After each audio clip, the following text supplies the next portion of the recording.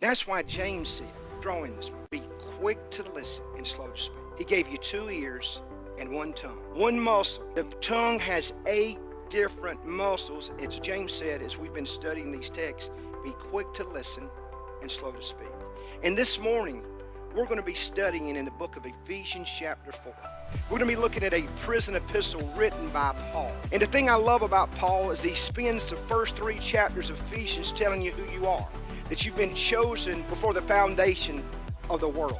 Then he talks about your faith and the doctrine of faith. And then he jumps into chapter 4 and he begins to talk about how you should live. In fact, in Ephesians chapter 1, he makes an incredible statement that I wrote it down. He said this. He said, I therefore as a prisoner for the Lord urge you to walk in a manner worthy of the calling. He said, I urge you therefore as a prisoner. I'm locked up.